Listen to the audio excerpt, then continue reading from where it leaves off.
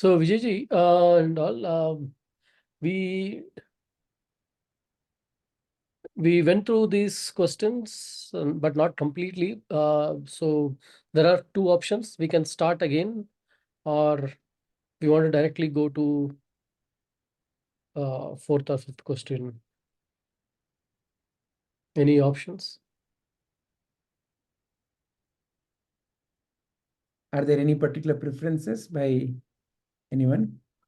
Manmeet ji, Isha ji, Srishti ji. I feel we can continue, Saravanan-ji, because most of the next question also will overlap with the previous answers. Okay. Okay. Yeah, so maybe we'll start from the fourth one. Third question, we will do a recap. So the question was, okay, just to give the context, we were going through the shloka, which is paritrāṇāya sādhūnāṁ. Okay, whenever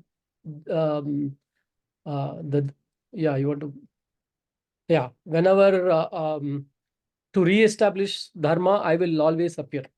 That's what the promise which Krishna is giving in this shloka, right? So it was, the shloka was centered around dharma, right?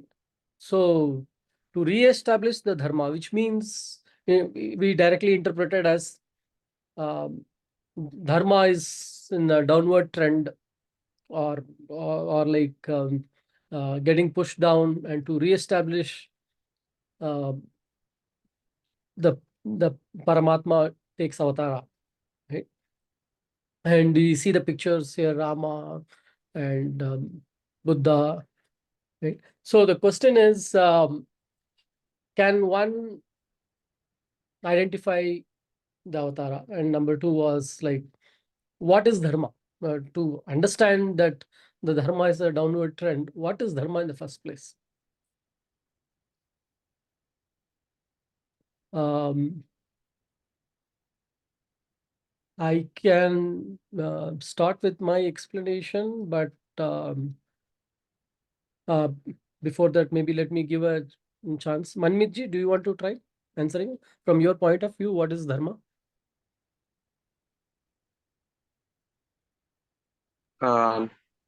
Yes.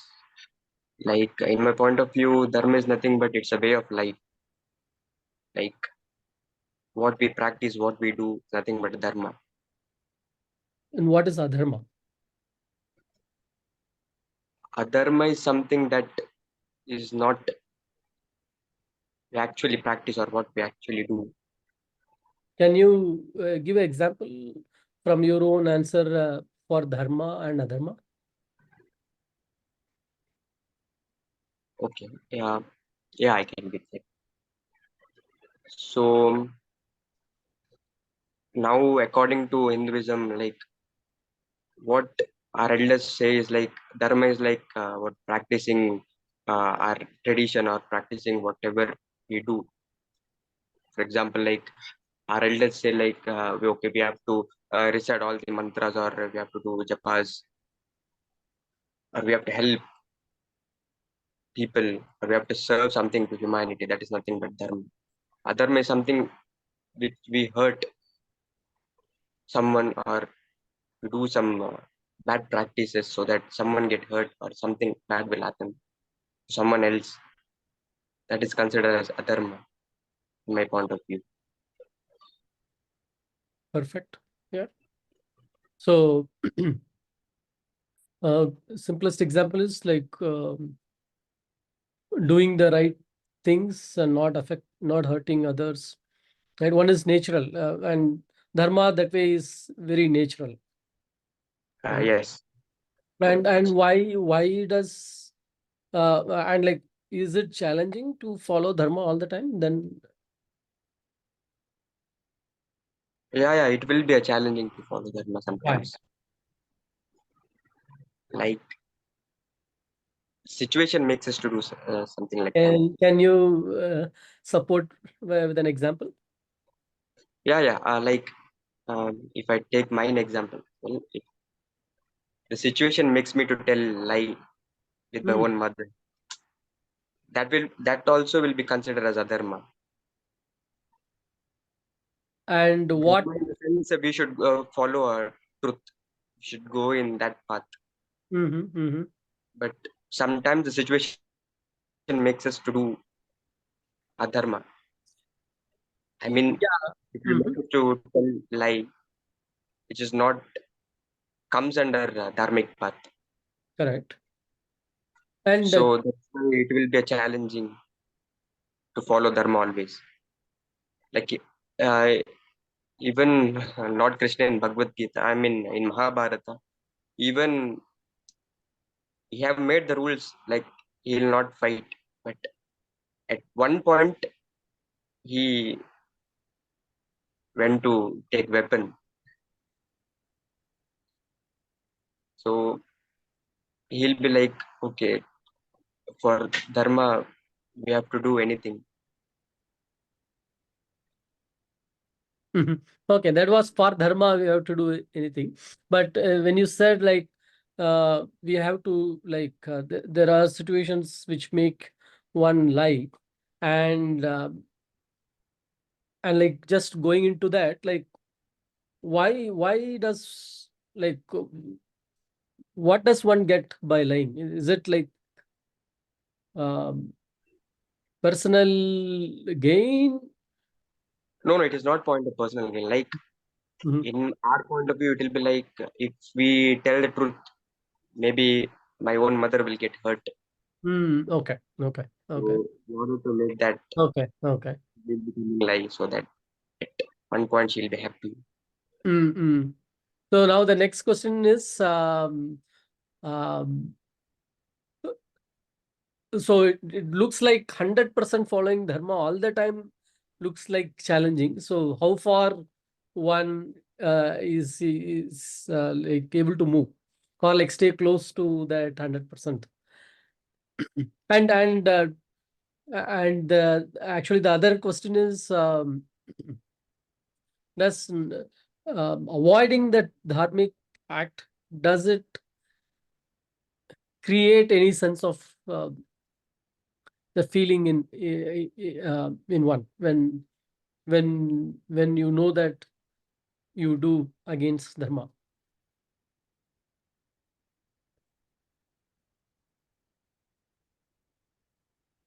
The reason is in a short term it may look like it's fine, but in the long term I'm just exploring like the impact of act that is against the dharma. Yes. Right. From my experience, at least I know that one will like carry guilt if you are done, right? Then that is like a load on you. You follow, like carry it all the time, and it's and the point is uh, like how far one goes. Like, do you stop it at some point of time, or like just because I did it once, hey, you know what, I already did it, now I can do it more times, or like I do it all the time. Then it becomes like, because one cannot follow 100%. I don't think anymore. Yeah. Yeah, so maybe I want to see if we can get some more supporting arguments. Ishaji, would you like to add? Is just because one cannot follow 100%. Yes. And like what is there is this short term result and the long term. I would like to hear both. As usual, I come so unprepared, and I have no Santoshi to give me points. Oh yeah. Manmeet ji has given some. I have to think for myself. Yeah, yes, he's given good points. So, okay, I'll just tell you one small thing about myself. Okay, so my parents were both were working. So, I don't know, I had zero knowledge on cooking. So the max I could cook up to, still my child was born also, I could make Maggie. At the most, if there is an egg, I can make an omelette. Omelette also plain, I cannot touch a knife and cut onions. It was not allowed. Knife was not allowed in my hand because I can cut my fingers. So I used to eat Maggie literally every day. Okay, every day. It was nice to eat. Okay, and then I got married, I had my child and everything. So when it was time to feed him, I started organic, only namdari fruits, what do you call that, ragi, biscuits, and everything I bought, I used to turn the packet and start reading. Ingredients, go do Google search, no chemicals, no this, no that. That is the time, and I keep telling him, I did this, I did so much of chemicals is added into my body. And now, because I'm doing it for somebody whom I love really a lot and nothing should go wrong with him, I take extra precautions, the small things. Okay, this is for food. One example is food only. So I feel, that's where you have to know what you're doing is wrong for us to even follow Dharma. Unless and until you don't know what you're doing is wrong.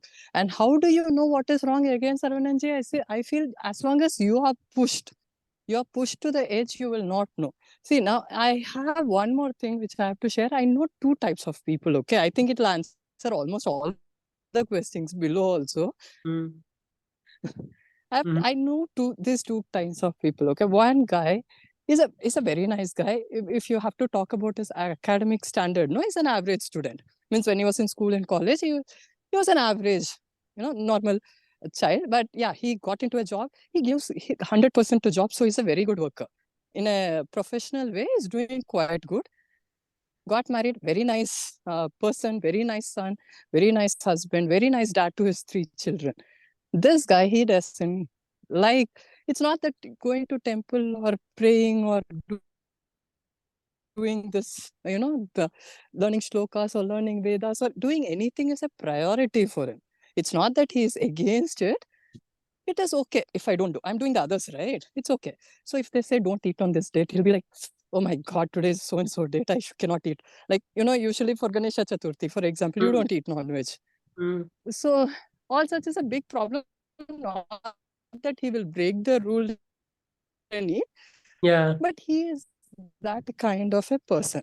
Okay. So until forced to go to Tirupati, he won't go. So yearly once max he goes. But everything else is fine. He doesn't person. Okay. He's born into so-called I cannot say the caste name in this group. No. So he's born to a caste who reads Vedas. All this, purely vegetarian. Okay. Went to Veda school, learned all the shlokas, everything. But this person is not a right person. So if I have to say you bluntly, he is really a bad person in the sense that he's a pedophile. Okay. And he does everything. But for the outside world, now if I have to say outside world, and if I have to say who is good, obviously people will say this guy, he doesn't eat vegetarian, he eats only vegetarian, he doesn't drink milk, tea and coffee also. He has gone to Veda school, he has, gone to a good job. He is only good. The other person, what? His family is forcing him to go to temple. He is wrong. Now, if you ask one certain, now imagine I ask Sarvananji, you decide who is good among them. Now, whom will you decide is good? You will decide the person whom you know first. In case you don't know both, then you can analyze the situation. But if you know, then you will obviously say, no, what Isha has told is not right. 100% this person is a genuine person, obviously who studied Veda. Or if you know the other person, you say, no, that day I wanted 50,000 loan. Instantly he gave me. This fellow is only good. So usually, you know, we take dharma also. When we say dharma, we will do what we know only. Unless and until, you know, when will Sarvananji actually give a good verdict, whether who is the right person? Unless and until he knows exactly what he is, and he knows that consciously I have to select, not in language of Bhagavad Gita, not the I in Sarvanan, but the pure consciousness should select a person who is right. Right? So this kind of confusion arises if you don't know. There is, see now, in Actually, case you're I would like to, I would like to change the direction a little bit. Instead of looking at a third person, the whole contemplation here, we focus on self, right? So let's forget others. Like, let's see how it applies to us, to me, to you, right? So that to me, that's what is answer I the want problem. for us. Yeah. So if I have to choose, because I know both, okay, I will choose what is the, I will say, no, this fellow, you know, is a good person. The other one might be doing dharma for people appearing to be dharmic, but actually is a wrong person. The one who is actually not following anything as per the way, I will choose this. Okay, personally, because I know both. Okay, so dharmic, now for example, the other day, Santoshji was talking about going to BDA office and not bribing. 100% we are not supposed to go anywhere and bribe and get things done. But same situation, if it is a COVID time, we need a bed. Okay, for our partner or for my mom or my dad. Will we still stand in the queue and wait for our turn to get a bed, or will we bribe? Good question. Okay, then we will start saying that this is life and death situation. There is no problem in little bit of bribe because I'm saving somebody's life. But at the same time, because I'm saving the person whom I know his life, some other life is going to go away. Exactly. Yes. We are actually doing, you know, most of the time, dharma, we are actually doing what is convenient to us only. Exactly. That was the word I was coming towards. So it becomes a convenience. When possible, I will. When it is tough, I will skip and like come up with a lot of justification why exactly why I did what I did. Yeah. So even as Manmin ji said in Mahabharata, see, now they went to a great extent to stop the war. Nobody wanted to fight. See, killing your guru, killing your great grandfather, killing your cousin is wrong. So they didn't want to get into a fight, right? So they wanted to go with peace, but no ways the other side was ready for the peace. So Krishna itself said, when you have to retain dharma, sometimes you have to take adharma in your hand. Okay, now the question is, how do you justify if I become, see, you give me one criminal, not everybody has a gun, no, Sarvananji. If all the police officer has gun, that means he has to be the best person, because otherwise he will shoot somebody who's personal enemy to him. Right? Now, how will anybody like me, in case you tell, you know, Isha, you have all the powers, because I know you are right. You will do everything that is right. So now I have to question myself, you know what, somebody is annoying me. Will I go and punish him? Or I will go and punish somebody who's actually adharma. Now, I myself don't know how do you justify what is dharma and adharma. For me, what looks like adharma, for Duryodhana, he never felt that what he's doing is adharma. No. What I heard He is felt always said he knows that he is doing wrong, but he is unable to stop overcome it. it. In the sense, you know, in his case, he knowingly did what he did. Okay. Is Okay. that is? I thought he Vijay, felt that he has all the right. Vijayji, you want to add here from Duryodhana's point of view? Yeah, but before that, I think let Ishaji complete her viewpoint. And then, you know, as we, especially I would love to hear Uncle Ji also. Yeah. I'm done, Vijayji. I think I'm almost done. That's what I meant to say, that, as long as we don't know what is dharma and adharma, we can keep writing and our columns will keep increasing both on dharma side and adharma side. But as long as we don't have a clear picture, or I don't have a clear picture, I cannot call somebody else adharmic. So Easy. maybe I will summarize it. Okay. What I from Manmeet and Ishaji, what I hear is, one is consciously you doing certain things. Okay, and it is both dharmic, consciously doing a dharmic act and consciously doing a adharmic act as well, with a justification. Okay, and then the situations driving action, where like you are not able to think, but you did, which is subconsciously uh, doing an act which becomes, let's say, adharmic, right? So there are these three possible things I see that I've come up with: consciously doing a dharmic, consciously doing adharmic, and like subconsciously doing adharmic. So do you agree? These are the three categories Yes, where Saravanan-ji. Okay, Yeah, fine. exactly. But can we hear what Ishaji and Manmeet think about what is dharma? See, we are talking about various situations and we are looking to classify them as dharmic or adharmic. But what is dharma in the first place? What is dharma according to you, Ishaji? Any situation, Vijayji, anything that comes, the first thing which we do is only dharma.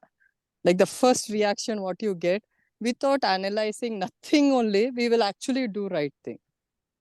That is a response. I feel. Say, for example, No. somebody spits on your face and immediately you slap him. So see, that is, what, that's what, that's because I know spitting is wrong. That's the problem, that knowledge which Vijayji has created like that. Now, if you tell, the first reaction that comes in case somebody is spitting on me is shock. Okay, so if I'm shocked, like, why is this person doing something to me? And then if that is the reaction, yes. If somebody is slapping him, that is anger, and anger comes only with knowledge, I feel. Okay, so in this case, so you are saying that slapping would be dharmic. Is that what you're saying? Slapping is, see, if somebody is doing instantly, whatever you feel like, I feel without the external what do you call, profit loss analysis, without doing that, when you do, like anger also, anger is like, again, it is a inbuilt feeling. So without any such things, what you can follow. So for example, that same thing, if I find 500 rupees note on the road, and if I see somebody standing there, so if I take it instantly and ask, is this yours? Okay, or I may take it and put it in my pocket saying that I anyway found it. So instantly I feel anybody will do correct only. If there is no knowledge of what is wrong and right, they will do right thing. If it is what you call that basic instinct of a human being, like animals. So that is what you are calling as dharma. The basic instinct is what you are calling as basic instinct. Yeah. If a rat or mouse goes and jumps on lion, what will the lion do? Obviously, it will catch and kill it off or something. But it doesn't know bad, wrong, and everything. I feel the basic instinct of a human is dharmic. That's okay. All right. Manmeet ji, what is your viewpoint? Only the definition of your viewpoint of what Yes, dharma. yes, like in my point of view, it is nothing but duty, ethical duty or responsibility that each one should follow to look onto the society or in our own personal life. That is nothing but dharma. Okay, so the duty that one needs to follow is dharma, according to you. Yes, Vijayji. Okay. Then do you agree with what Ishaji said, that it is the very first instinctive response that you get? That is what is dharma. Is that what your agreement is, or it is not? No, I guess. No. Okay. That is not in That my is point. not dharma according to you. So according to you, it's a very conscious, what is the right duty that I need to perform is what is dharma according to you. No, exactly, Vijayji. Okay, all right. Sir, sorry, excuse me. Before we continue, sir, did I hear it correctly? Like Isha ji said that anything in a situation, anything I do is dharma, correct? Is that what Isha ji you Anything said? that first comes up as your action, without you analyzing too much, which is what she referred as the basic instinctive reaction that comes now, what she is calling as dharma. Then can you also describe what is karma, Isha ji? What is your idea of karma and dharma? How will you differentiate both? I have no idea what is karma. Seriously, the only time I But use karma Ishaji, is like either I got it from my previous birth karma. I'll say like anything bad, I'll say yo karma. That only 2 times I use karma word.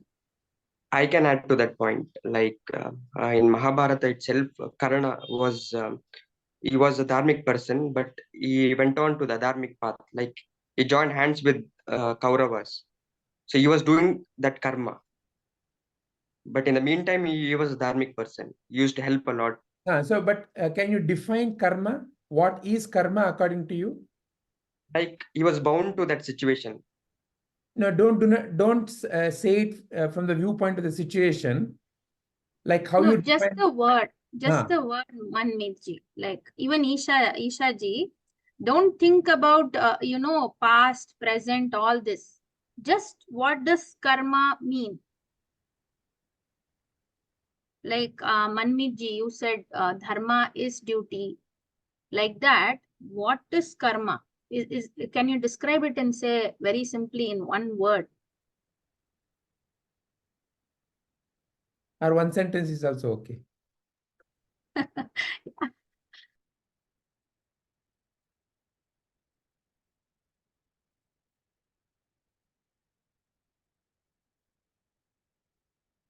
Manmiji, are you there?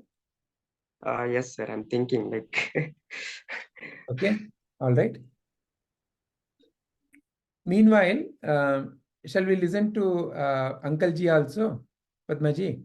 Actually, Vijayji, I see my dad's friend has come. Okay, so we will come back to him later. All right. All right. Shashti, you want to add something?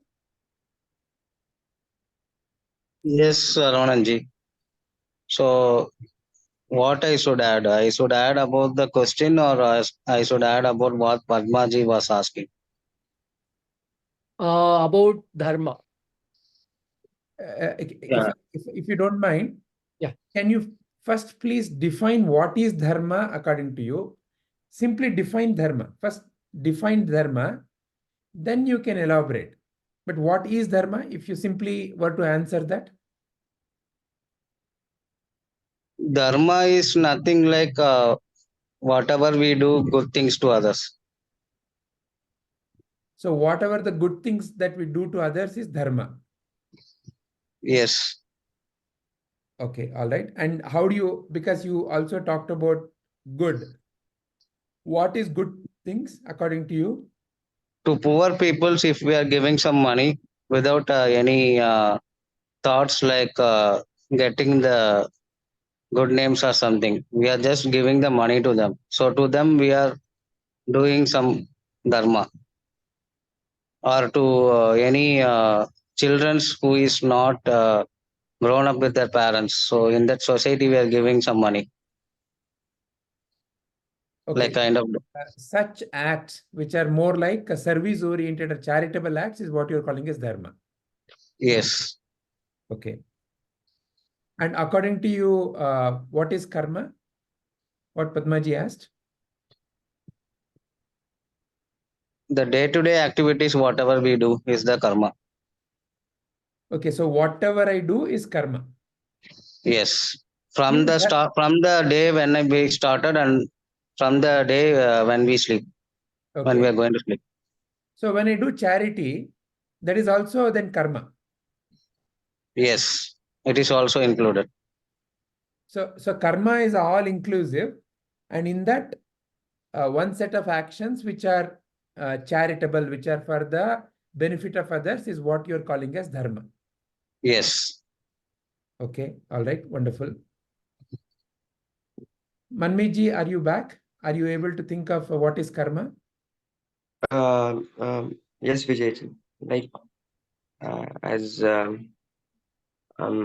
he said, like whatever the actions we follow, that is nothing but karma. But in that also we can subjugate into two parts. Like, if you do good, then it will go to a dharmic path, and if you do something bad purposely or knowingly, that comes under a dharmic path.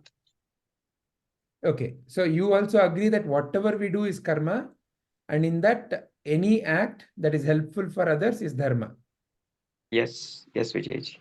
Okay, let's also listen to others about the definition of what is dharma and karma only, and then we can elaborate. Shubhaji, what is your viewpoint? What is dharma and what is karma? Karma is nothing but action. So dharma is nothing but our way of life. Karma is action. Dharma is way of life.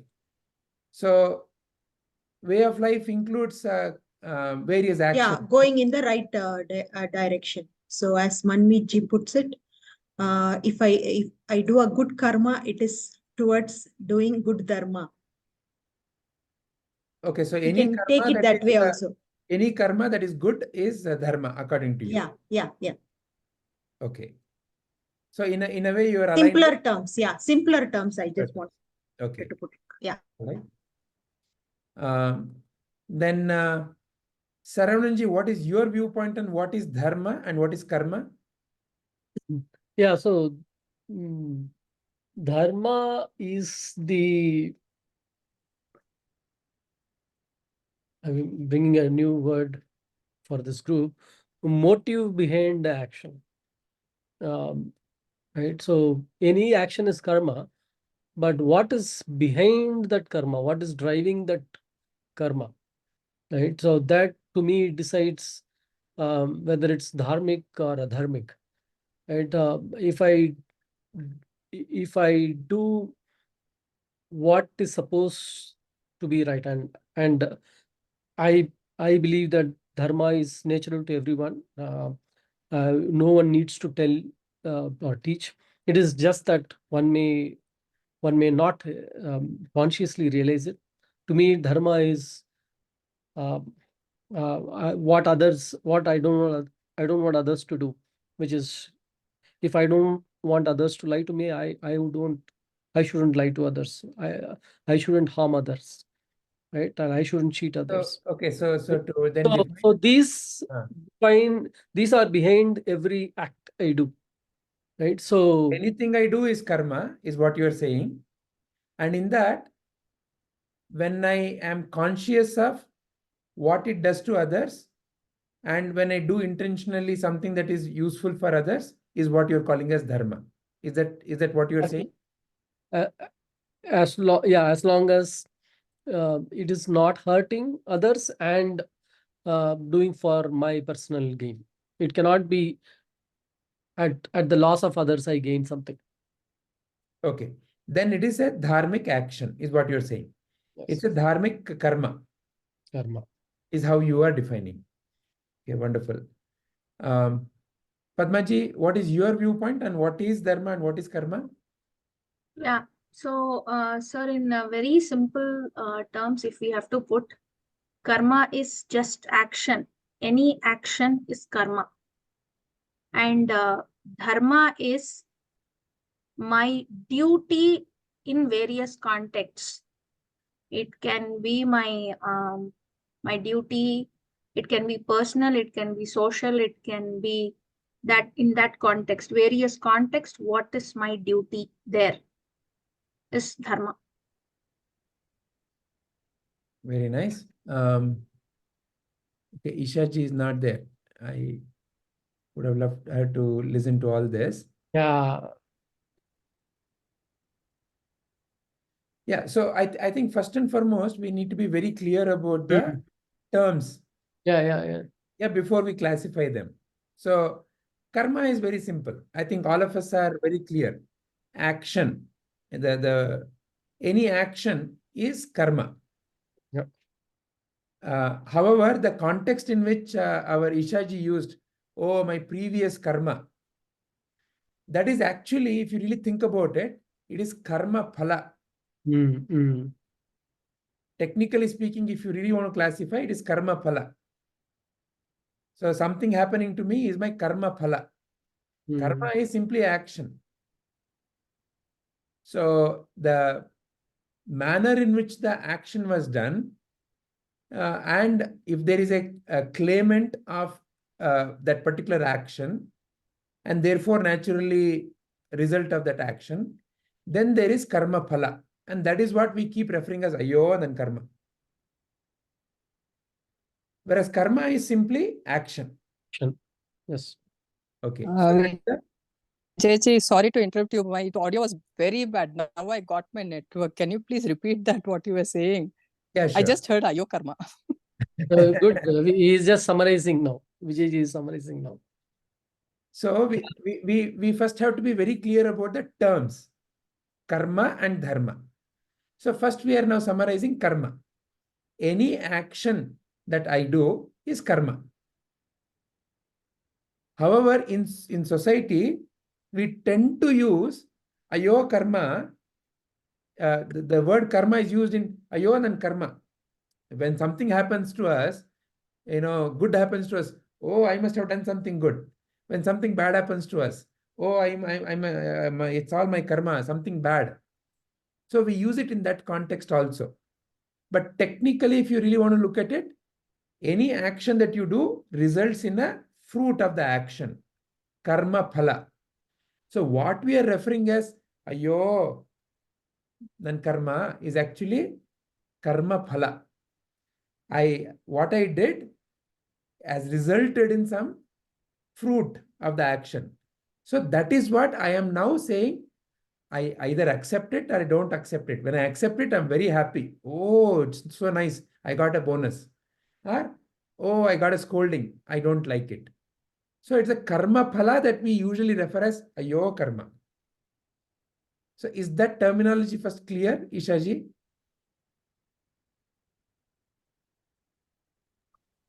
Vijayji, again, I heard only half.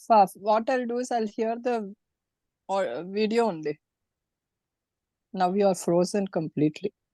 Okay. If you all right. You can hear me. You're not able to hear us clearly, is it? Okay. All right. Let's continue. Uncle Ji also has come. Yeah. You want to Go ahead, Vijayji. Uncle Ji, do you want to mention your definition of what is karma and what is dharma?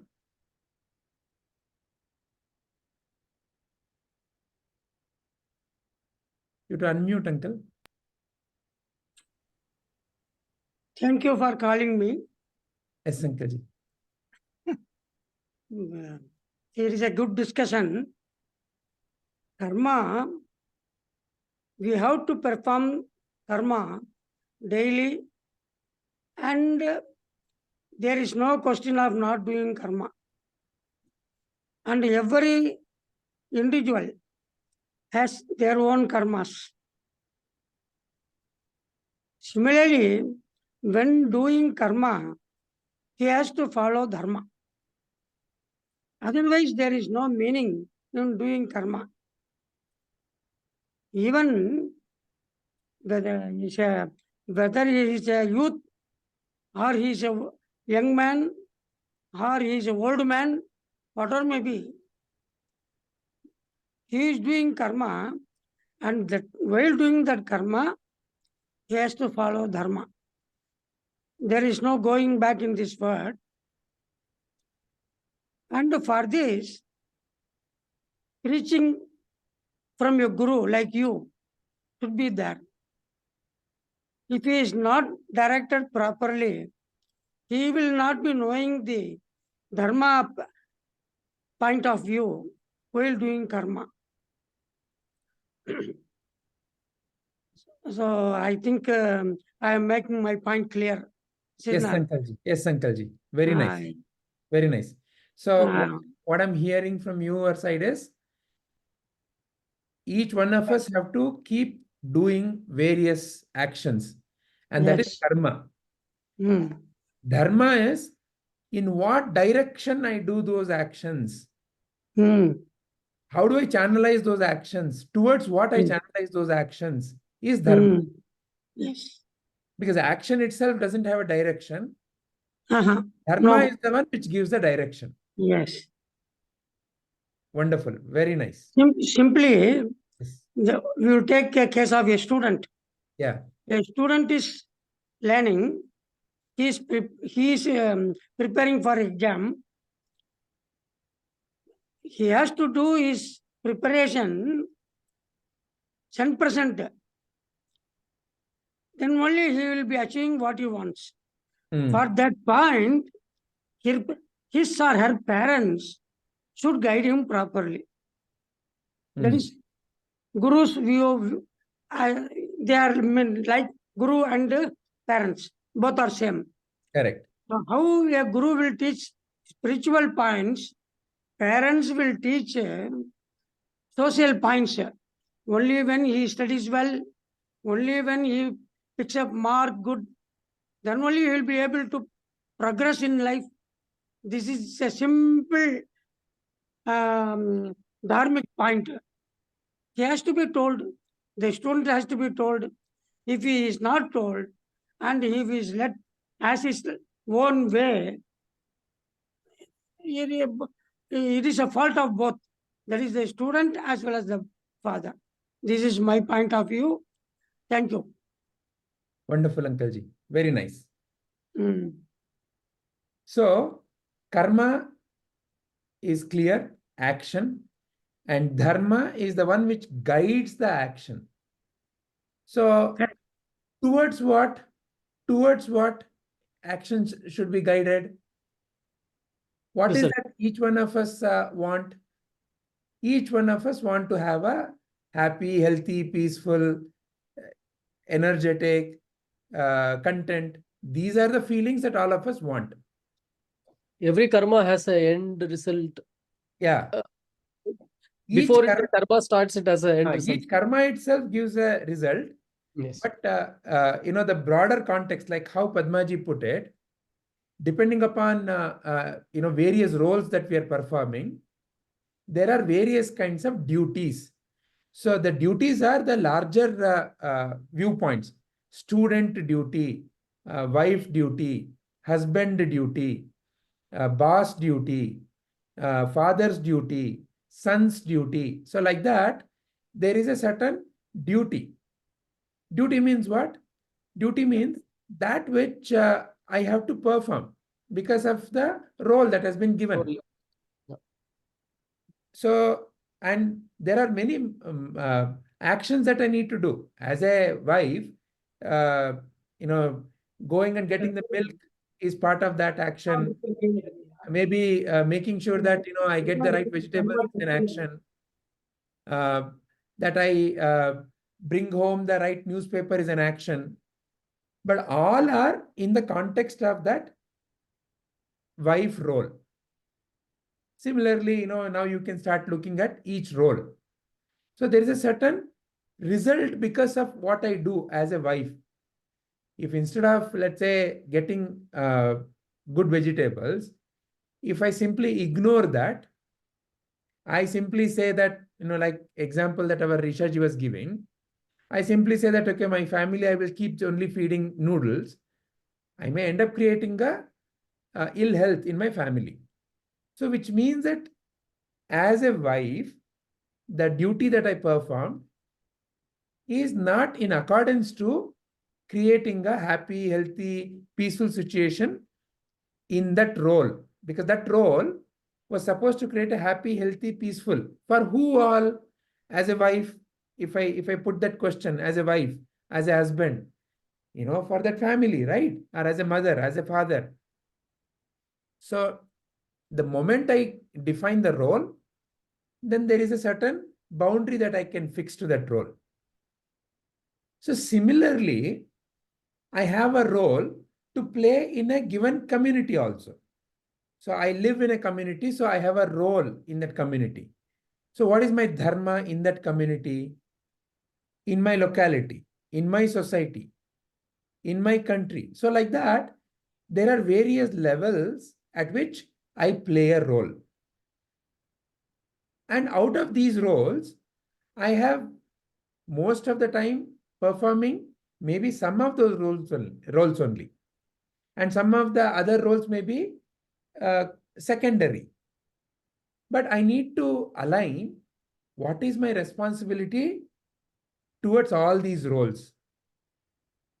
So that alignment, that direction of my actions is what generally we refer as dharmic or adharmic.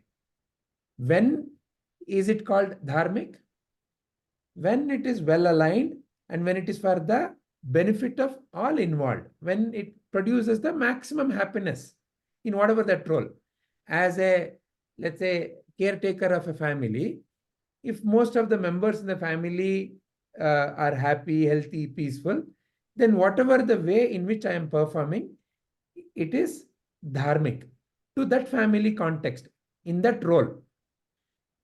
But can I perform that role by creating a conflict to my, say, community role? I want to keep my family happy, so my family loves loud music, and I play loud music, and that is not in accordance to my community role. Because now I'm creating a nuisance in the community. So it is not in accordance. So it is like I have to align that also. Then only truly my family will be happy. Otherwise, when my family members go out, other community members may be insulting my family members. Yeah, you have something to say, Sarunji? Yeah. So like there cannot be a justification saying I'm doing it for my family, and that cannot be a reason to do a adharmic act as well. And that's exactly what I was saying. That I cannot be playing loud music, because then it is creating nuisance for my community. And when my family goes out, they may be insulted or they may be abused because of the behavior that I have cultivated in the family of playing loud music, right? So in a way, though I may think that, oh, my family, I've created a happy, healthy situation, I have not necessarily created a peaceful situation, because the moment they step out, there is friction. So, yeah. I was just thinking of more very example which becomes like very justifiable, like trying to feed the family. I cannot, let's say, get a job with the wrong data in the interview, and then get the job and say that, you know what, I had to do this because I have to run my family. Okay, Yeah, so because ultimately what it has done is it has cultivated a habit of lying, which in turn, if not today, is going to create eventually a wrong precedence within my family, in the place where I work. So therefore, keeping all these in alignment, when my actions are directed to create the maximum health, happiness, peace for the all that are involved, that is what is dharma. So it is therefore, while I am performing any particular action, I have to keep in mind, is it really aligned like that? So this is in the context of the society, right? Is it aligned? In the other way of looking at it, there's a very simple and natural direction that all of us have while performing any action. And when we are performing action like that, there is a least amount of friction that we feel within ourselves. So that which feels at ease when performing must be then dharma. So that is how we can guide our any action, moment-to-moment action. So is lying easy or telling the truth easy? Like that, you know, when I'm speaking, when I'm eating, should I hide and eat only for myself, or should I share and eat? So there's a natural direction through which we can act, natural inner compass through which we act. So in that sense, in what direction we should channelize our actions, there's a very natural compass within us. But what is dharma? Dharma is essentially actions due to various roles that we play. It is very much duty towards based on the roles that we are playing. It is bound to the roles, dharma. Yeah, soldier example is one. Yeah, you can take any number of roles that we may have to play. Within a family, various relationship roles. In the professional life, various professional roles. I meant a soldier has a duty of uh, doing the job for the country, and if someone goes against it, he may have to shoot, where a killing is not seen in a different way, rather from a civilian role, where like you are not given that law to do the same. Yeah, because you've taken an oath to perform that role. So in that role, that is how it's a duty bound. You're bound by that particular duty's responsibilities.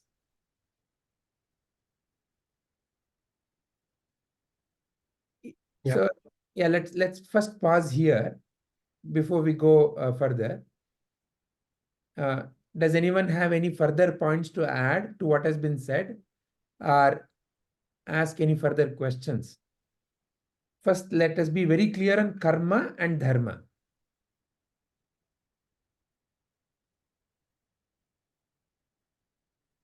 Manmeet ji?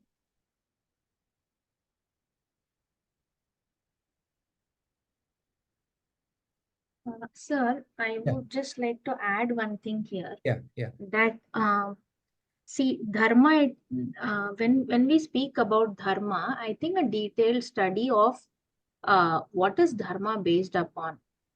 It is based on 5 pillars, and there are 10 pillars of 10 principles of dharma, which is there in the Manusmriti. So when we go deeper into it, I think these kind of questions, like okay, a soldier, like we have given this example before. For our country, our soldier is defending, but for a Pakistani soldier, if your soldier are going and attacking them, for them that is an act of adharma, right? Because they are attacking your country. Similarly for you. So there is, without going into the principles of what is dharma based on, what are the principles and what are the pillars, you cannot really decide fully what is dharma and adharma. You can only say for yourself, isn't it? Like what actions you do, you can say. And that is again going to be different. Okay. So to an extent that I am aware of what is my action, I can do. Okay. Now here I also want to point out, like when Saravananji said that I wouldn't do something to someone which I don't want to be done to me, right? That is where you are connecting how to make your karma into dharma. That is how you are seeing it. But that doesn't necessarily define what is dharma or karma. So that is why I wanted to bring that point, because when we take examples, it is always colored by what we think. That is why probably Isha ji kept saying that I am not understanding. How do I decide what is dharma, right? Whereas you kept saying it is natural to you. Yes. right? So there is a difference in your understanding of dharma itself. So when there is a difference like that, you cannot arrive at a common point, isn't it? No, So- but I still I wouldn't say that dharma has to be taught, because each creation comes with its own some the basic things for that creation to sustain, and the dharma is one of those basic foundation, because and it has to be natural. Otherwise what happens is, oh, I didn't know dharma, so I kept on doing.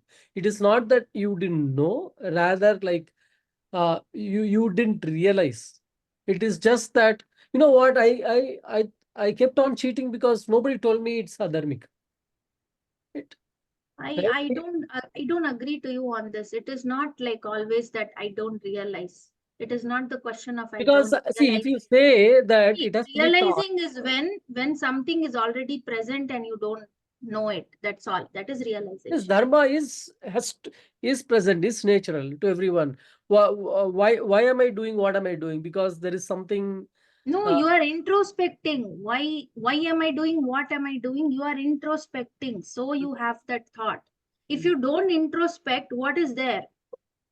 See, there are millions of people today in our country who are watching serial. Does any one of them think why I am doing what I am doing? I don't think. There is no introspection there, but it is in some way influencing their life and the people around them. Their mind is starting to get influenced by watching these things constantly, because you are feeding something to your mind on a daily basis. That goes, You are not introspecting. There are millions of people like that. Okay, so nobody is thinking there, is it dharma to watch? They are just doing one action. They are just doing one karma. I don't know what to do now. Instead of just sitting in a chair, why don't I just on that equipment in front of me and start watching whatever is going on? There is no discrimination even there. What I want to watch, they are not even thinking that. So I agree to that dharma is like that. Because see, when you see dharma, if I have to give an example, sun, okay, when you say it is natural, then I can give an example of sun, or I can take just agni, just fire. What is its nature? Its nature is to burn, okay, but it can be different for different people, isn't it? Fire is also helpful in cooking, but the same fire can destroy a forest. A fire won't discriminate. Okay. Similarly, if you take many instances in the Mahabharata itself, there are things which might seem debatable from a dharmic perspective for various people. Okay, like for example, if I take my personal example, I always had this soft corner for this Karna. Okay, because according to me, oh, he's a child who was put into water. The mother disowned him and all that, and he went, in spite of being a Kshatriya, he grew up in a charioteer's house, and because of that he got insulted, because that is the Mahabharata I have seen. But when you go into the real scripture, when I started listening to talks on the real scripture, I came to know that he is not such a praiseworthy guy. I don't need to side with him, because apparently during the Vastra Harana, he was one of the main people who asked even Dushasan to drag her here like that. So if he was really nice, would he do that? At that moment, he was influenced by something that had happened to him in the past or something. I don't need to go into that. But see, there are many instances like this. You can even question on why such a big grand, the great Bhishma did not say anything. Guru did not say anything. All those people are such great people of whose valor and everything people talk about. But none of them raised any objection to someone being dragged like that. Maybe Sorry for Padmaji, interrupting, Padmaji. Yes, sir. Can we define what exactly is the point that we are now reviewing? What is Yeah, what I the understand sir. is essence of So, opinion? so saying it I, has to be thought. yeah, That is no, where no. my So objection. I want to say that when we speak about dharma, we have to know what is this dharma based on. Yes, it is the duty, like you mentioned, or like I also said. I understand that dharma is our duty in various aspects of life, like you mentioned, dharma of wife and all this. But it is based, the dharma itself is based on some principles. Okay, it has 5 pillars on which it is standing, and those pillars are the one that is defining what is dharma. That is why some actions done in Mahabharata, where some killings happen in certain ways, why it is dharmic? Because of those pillars and those principles. So I feel there should be a detailed study of dharma before we get into our actions, how we have done. Okay, so I'm hearing 2 points here. One is the underlying principles of dharma. Yes. The other point I'm hearing is that it is a natural compass is not necessarily true, is what you're saying. Yeah, I think you have to evolve like that much to understand that bit. Otherwise, we wouldn't be having this contemplation, isn't it? That's a separate question, Padmaji. Okay, so so the first question that, it has to be based on certain pillars. Let's consider that. Okay. But when it comes to, is there a natural compass in us which guides us or which guides our actions in a dharmic way? Let's consider only that question. Okay. So let's understand, is there a natural compass? Yes or no? Let each one of us just reflect on and share their view on, do we feel that our actions are guided by a natural compass? Because what we define, karma is any action that we perform, and dharma is the direction, the direction or the orientation of the action. Agree?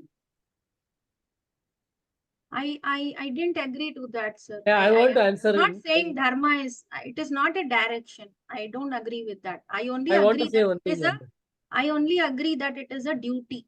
It is a duty to be performed in certain situations. So duty means what, Padmaji? Duty means there is no action yet, but in what direction you need to perform that action. So for example, you may say role and responsibility, right? That is how in corporate world we talk about.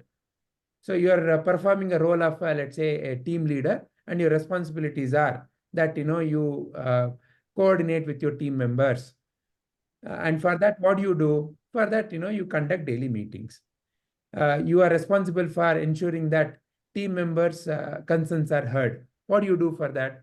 You set up a meeting to have a one-on-one with them, and you ask, hey, what is your problem? So essentially, your responsibility is what is guiding your action in terms of setting up that one-on-one and having those meetings, are doing taking the team out for certain meetings. So the direction was given because of the role that you're playing and the responsibilities that were assigned to that role. Agree? Yes. So therefore, your action is guided by what you thought of as your role and your responsibilities. And in a similar way, in our day-to-day life, you and I have to play various roles. Wife, husband, father, mother, daughter, as a community member, as a citizen of this country, as part of a particular matha. So like that, there are so many contexts in which we operate. So what is the direction in which we need to operate in each of those roles is defined by what you think are the responsibilities you need to carry out in that particular role. Is it not? Yes. And those responsibilities is what prompts the action to be performed. Agree? Yes. So which means the responsibilities has given you a certain direction to perform your action. Otherwise, action by itself has no particular direction.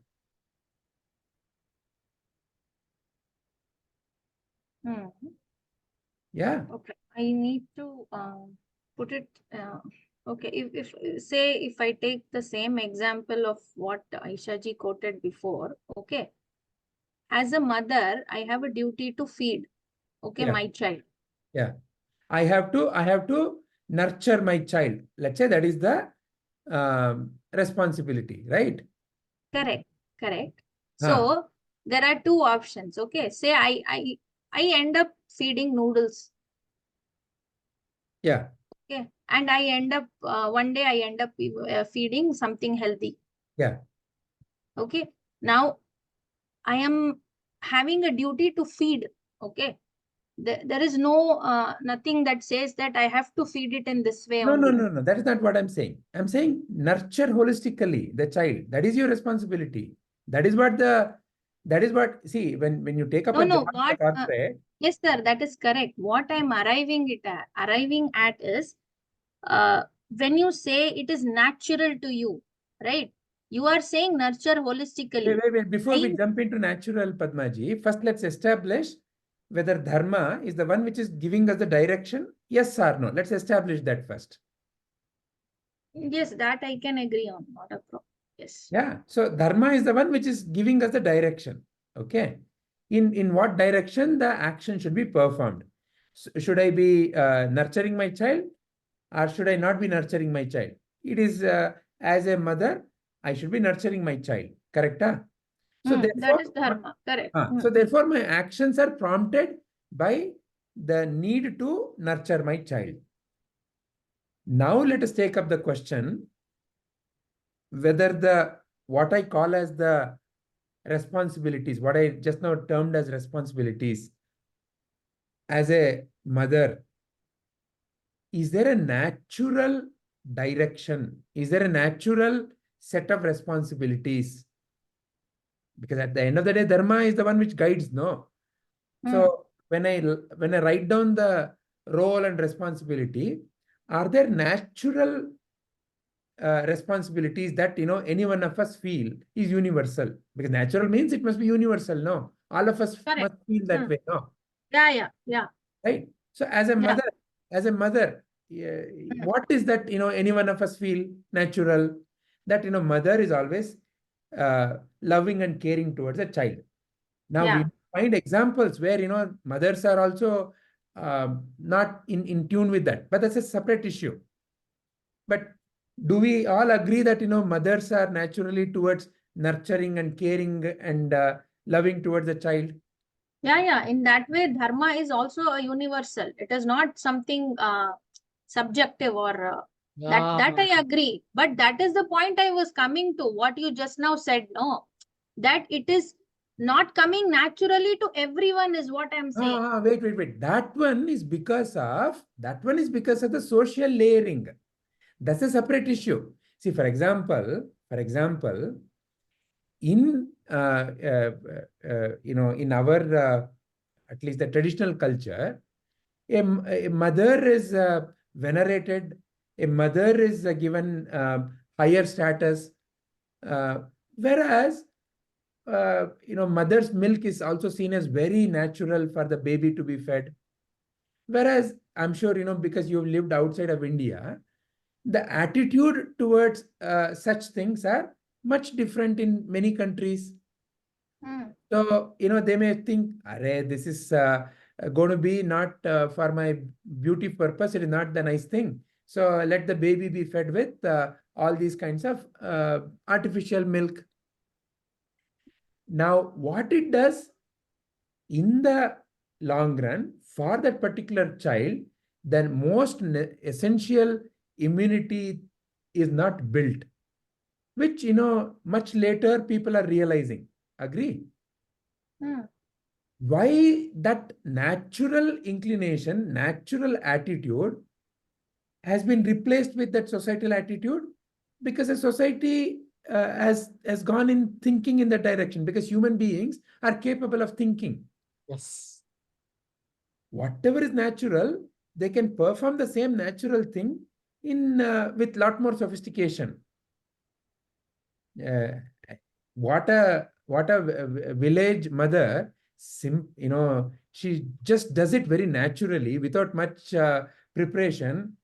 I'm sure you have seen in America and such places, there is a training for how to be a mother, 6 months training. How to be a father, 6 months training. Where did our mothers and our fathers, or our village mothers and village fathers went to such training? It was there available naturally, but yeah. So where does a dog or a cat or a tiger go for these trainings? what happens is, oh, they don't know. I have to go and attend this academy or training to where they systematically learn and Yeah. you with research back. Yeah. That is societal attitude that has come on top of the natural feeling and the natural direction or the natural compass with which each one of us are born with. That's why I think in the, not the previous, but the previous session, we saw that video of the child. Very naturally, she is compassionate towards animals. It kind of goes into the 7th question. Naturally feels compassionate towards the animals. But the societal attitude can, over a period of time, by conditioning, teach you that it's okay to kill animals in the name of God. It's okay to hurt animals. Which God you and I call as compassionate, most compassionate, which God would like to do that? Which mother would like to kill her child? So, therefore, what is the societal attitude towards a particular role is where dharma can get muddled up. But if you keep away the societal attitudes, if you strip away the societal attitude, what is the most fundamental nature of a mother? What is the most fundamental nature of you as a father? What is the most fundamental? So like that, is a very simple thing. So let's pause here. Is this, first of all, agreeable, making sense? Yeah, yes, sir. See, but yeah, self-awareness is needed for that. That's what I was coming So at. those people who are watching TV have got now layers and layers of societal conditioning that, what is societal conditioning? You have to enjoy. It's one life. Enjoyment means what? Eat, party, watch. Couch potato. Binge watching. Binge Right? watching. Yeah. It's a societal attitude. Now, is the societal attitude a indication that there is no natural compass? That is the question that you have raised. Because you are observing the societal attitude, does it mean that the natural compass is missing? No, it is there. It is just covered. Why does an adult think that it is okay to eat meat? Because now they got used to the taste bud. They're so used. And in the name of eating, they can bring various arguments to justify. It's very easy to get lost in the how to convince others in terms of various pieces of facts. But what is the natural compass? What is the natural compass in that food habit? What is the natural compass in that particular mother role, in the particular father role? Is where the dharma is very simple. This is a natural compass. So when it is guided by those natural, so whatever you're calling as the principles, if they're guided by those natural pillars, natural inclinations, why there is a need to understand the pillars? Because as one gets into adulthood, the natural compass, because of the societal layering of attitudes, kind of gets muddled up, or get subdued. A child which is very compassionate may after 10 years completely forgotten that Yes. that it's okay, I can eat meat, I love that meat, this meat. Yeah. All kind of attitude can come in. I have seen that. Yeah. Yeah. So now let's resolve this. Whether this has brought clarity, Padmaji, or is there still a matter of difference of opinion here? No. I got clarity also. What is dharma? I knew, but yeah. So your point was it has to be taught because people don't Yeah. know it. No, my That thing was- is, if you are self-aware, okay, like when you make that statement, you are aware of it. Okay, so your karmas are like that, isn't it? That is what I was coming at. One who is not aware, like whatever is the thing, like conditioning or social thing, whatever is covering it, if they are not aware of it, then their actions will not be towards dharmic, right? Exactly. And that is why we need to study, right? See why there is so much of focus towards what is religion in the first place, Padmaji. Religion is to inculcate dharma. If you really look at it, fundamental role of religion is to inculcate dharmic behavior in life. If you But do, dharma itself is not religious, no, sir. that is correct, Amma. But why religion has come into place is because exactly the point that you're making. When the self-awareness is not established in some, you need to still, otherwise, if you do not inculcate the right practices, the society will go into a haywire situation. No, environment will go into haywire situation. So how do you bring a certain sense of cooperation and coexistence? Is by implementing it as a religious. What religion does? It gives you do this, don't do this. You have to certain get up set of at 6 rules. o'clock and Yeah. take cold water bath and do this japa. Now, for a one who's established, who's self-aware, it is very natural that why it has to be done. But before that clarity, that inner realization comes, somebody may be just simply doing because parents have forced, and over a period of time, it has become a habit, and maybe over a period of time may discover the inner essence of it.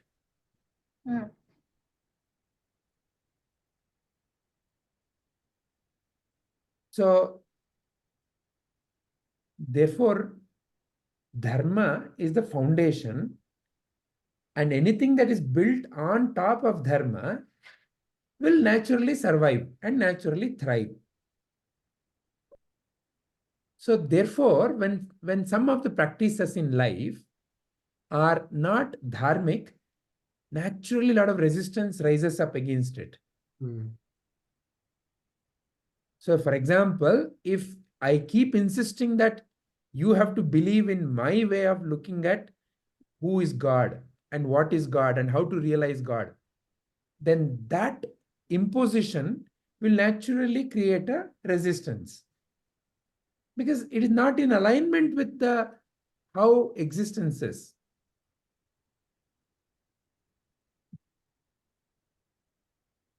Padmaji, another way I see it is like forget about others who are not here. The moment in a group when the question comes, what is dharma? I guess you get the answer. If you don't question it, for someone who is not questioning it, maybe they just have it, but they don't see it. But the one who questions it gets it because it's right there. I feel you don't even have to go study scriptures. Just the very questioning, I think I just gives the answer.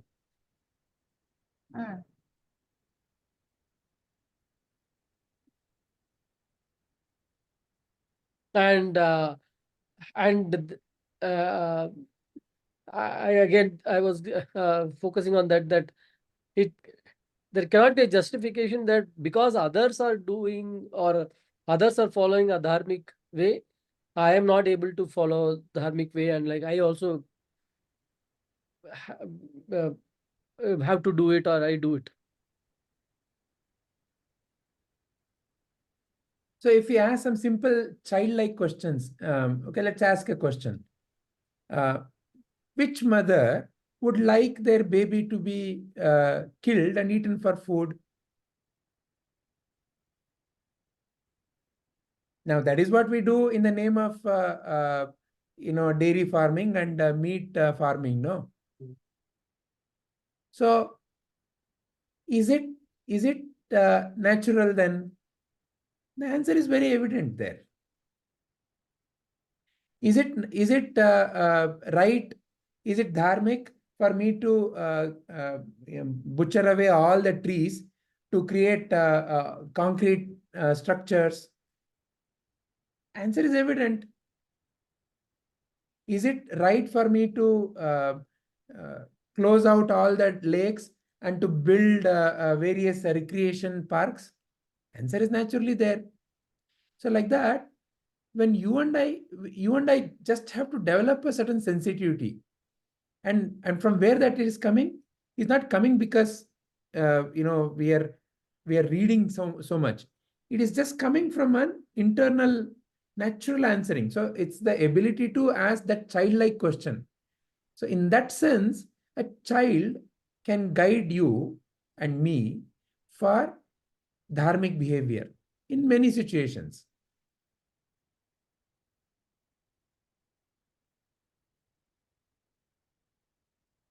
So let's pause here.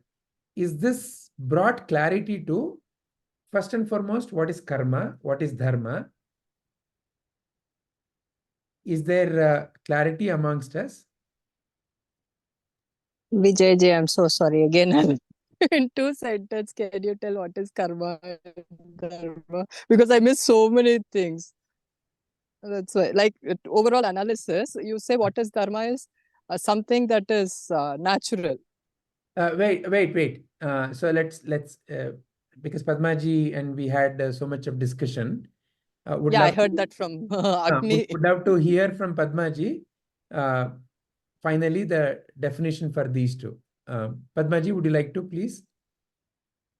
Yeah, so on a basic level, if we say karma is only action, any action that we do is karma. Okay. Dharma is our duty, various duties that we perform, say as a mother, in various contexts, okay, in personal, in social, in maybe even in your office, there are certain duties that you perform. This too has to be in alignment. That is the righteous action, or that is dharma. When your karma and the intention with what you do that karma, when it is in alignment, then the result is always dharmic. Without harming others, in the sense, it's your duty you're performing, but it cannot be at the means see, in that you are benefited, but also it is for the benefit of others. If you put it in a broader way, it is for service of others, you can say like that. Service meaning here I am not just talking about feeding somebody or like that. It is generally also when you feed your child also, there is some service oriented thing happening there, right? So that kind of service, I mean, where there is some well-being happening to them, but also to you.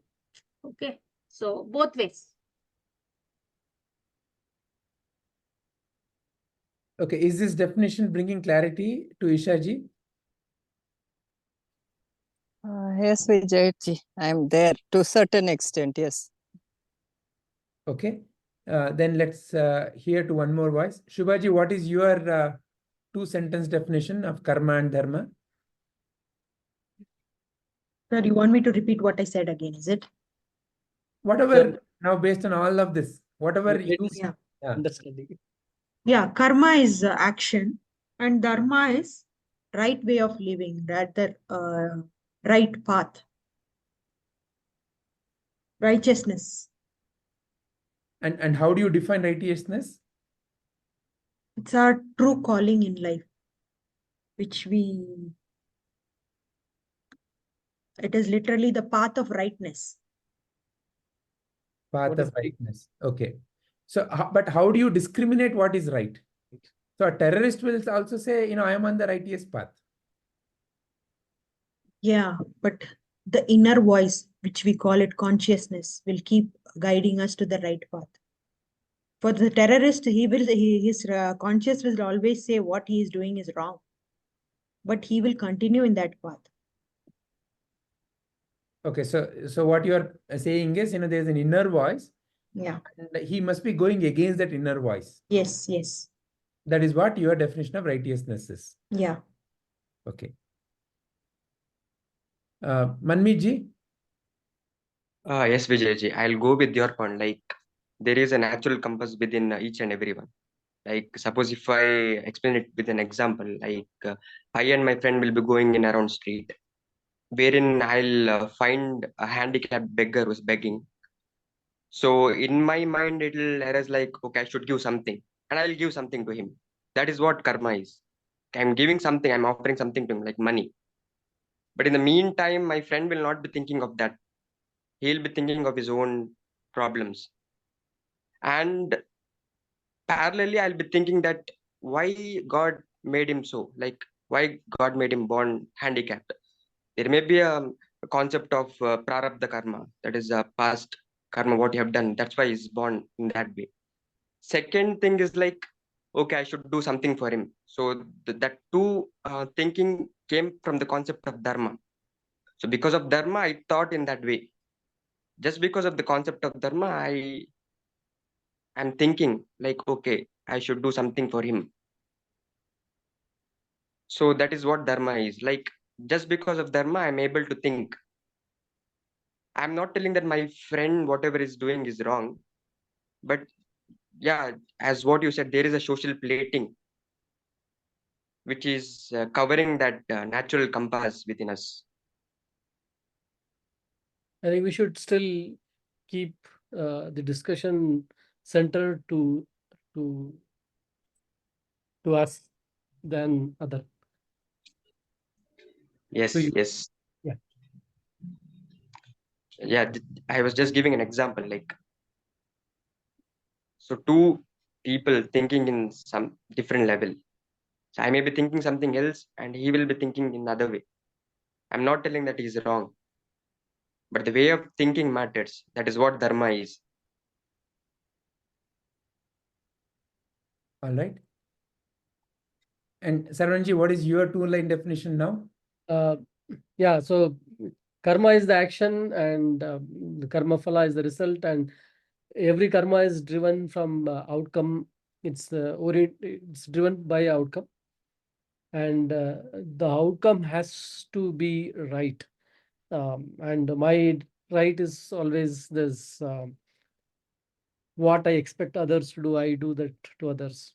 I don't like others to cheat, I don't want to cheat. I don't like others to lie, I shouldn't lie. I don't want others to harm me, I don't want to harm them. And simple examples. I'm standing in a queue, and like people are cutting the queue and running in the front. I can also do it, but if I have to follow this queue, I just stay there, right? And don't do anything for the personal gain at which comes at a loss to someone, to someone.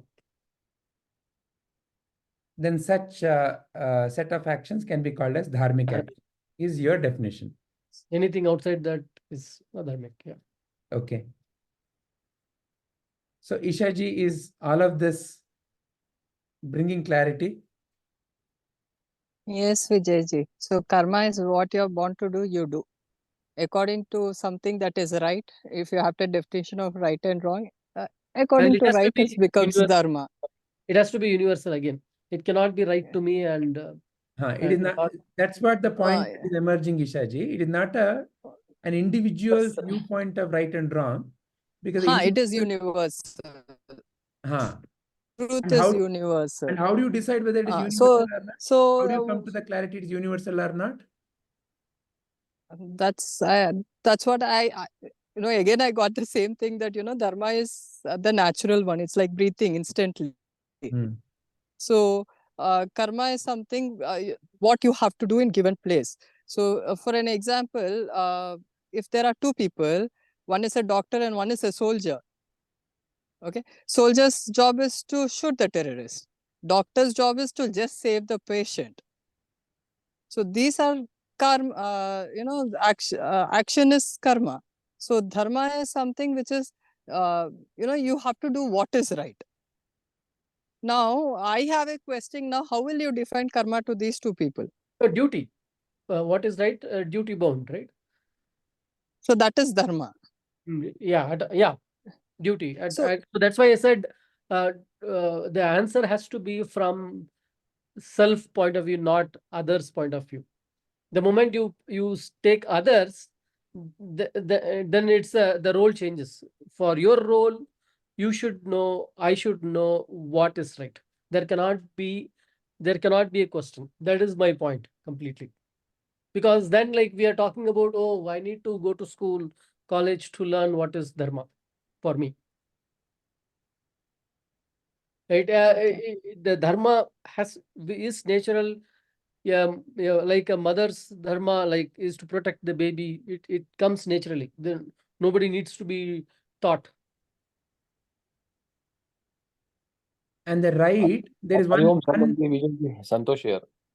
only I one have- point, Santoshji, only one point. Okay. And Ishaji, one discrimination or one viveka you can use to identify whether it is dharmic or not is, when you perform a particular action, whether it leads you in a state of peace or whether Peace. it's a peace of meditation. Very Yeah. good.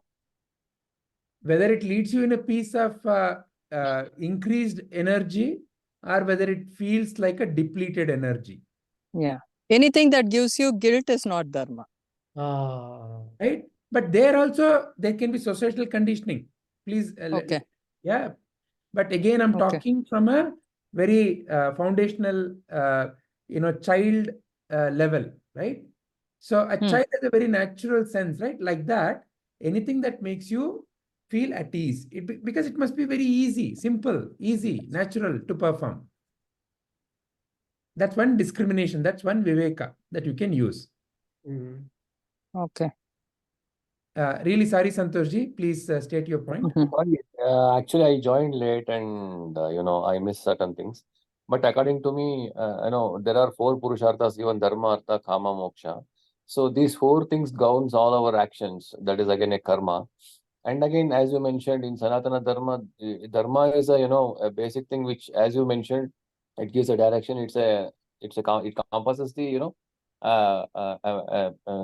a human being to go in the right path, which is actually inbuilt, other than we say that, and also the actions, whatever that we perform, it's all again from the prarabdha. But again, after performing the action, whatever the fruit that if I say that I expected, I'm sad or I'm happy based on the fruit, then again, it'll again create one more karma. Like, accepting whatever comes and living with dharma, artha, kama, moksha, will satisfy our journey towards dharma and karma. Yeah. Santoshji, there was one point made, which is someone has to learn. See, now you are giving the scriptural quote. Will one come to know of dharma only by learning, or like even outside? No. Dharma will always be there, even as the person who is killing a terrorist, or who is killing, he knows that he should not kill. That is the basic thing. But from the natural way, it is by birth. Everybody have that dharma. Yeah. So Ishaji, is this bringing clarity, Ishaji, between Yes, karma and Vijayji. dharma? Yes. Dharma has to be very clear. Otherwise, it's like you are sitting, you are a driver in a vehicle, and it's like, I don't know how to drive. Let's say that I'm driving, in front there is an animal sitting. and you have a choice of running over the animal or just going aside and ensuring that like it's safe, right? Now one can say that, you know what, I didn't know that this is right, this is wrong, right? I feel that's the danger of not knowing dharma, or like feeling that I don't know dharma. And also it cannot be instinctive responses, because so-called instinctive responses can many a times be governed from your societal conditioning also. Vasanas. Yeah, right. Maybe you've been taught, not you, but somebody may be taught that when somebody slaps you on one cheek, you beat them up. Maybe that is what has been taught to them. So then they may first instinct, they may get such a reaction, right? So therefore, whatever that simply comes can be conditioned by our impressions. So therefore, it's also, there is a conscious element to it. Okay, when I perform this action, is it leading to, first of all, me feeling peaceful? Is it leading to others feeling peaceful? Is this the only way to resolve our differences? Is there a way by which we can resolve our differences which still leads to a win-win? So when that conscious thinking is not there, and from where that conscious thinking is coming, that very conscious thinking is dharma. That, let me create a win-win situation is itself a very natural dharmic feeling that any one of us are born with. None of us are born with a feeling that I want to grab. All of us are born with a very natural feeling of win-win. Okay, I can coexist with the tree, with the bird, with the other people. That's the natural feeling with which all of us are born. So therefore, the instinctive reactions alone cannot be termed as dharma. Yeah, so that's the other discrimination that I suggest that we consider.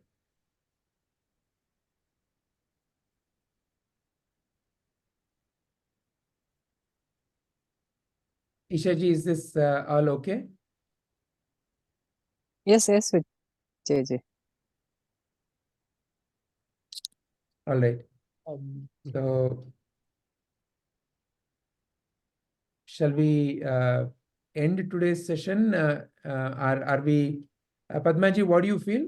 Do we need to definitely, the principles that you recommended, if there is a material that you have, we can definitely bring and study that also. Yes, sir. It is freely available, sir. It's available, the principles. Yeah, if everyone is okay, we can just review it once. That's all. Because it's again. Why don't similar the to next all session the be on that, Vedas. Padmaji? Sorry, sir. Why don't we have the next session on that? And is it possible for you to facilitate that? No, sir. Next Sunday is the Vishu, right? No, not the next Sunday. I didn't mean the next Sunday. I meant the next session. Oh, you mean the next Sunday session? Yeah, I can provide the material, sir. I can collect it. Yeah. Yeah. I wanted to add, but I realize we have gone past time. Maybe I will continue on. I want to add on why, if it is natural, why it is not always happening. So I just want to add that. Maybe I'll do it later, next So session. in a way, we found the answer. No, it's a societal conditioning. It's a conditioning that stops. Yeah, I just wanted to add here. I want to now bring the scriptural backing, which is, it says every karma leads to two types of phala, drishta phala and adrishta phala. And it's always the drishta phala that is easy for everyone to see, and like everyone goes after the drishta phala, while the adrishta phala, like you don't see it, but you actually get that as well. And once you know that, then the choices become more conscious and can be corrected. That's one thing I learned. Yeah.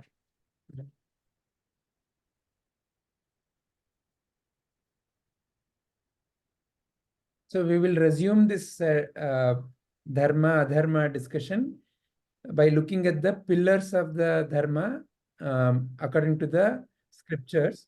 And that will be done in the next session when we are going to meet, right? Okay. So with that, hopefully we would have covered the whole ground, and then we'll come back to the next shloka. So I'll stop the recording then. Hari Om.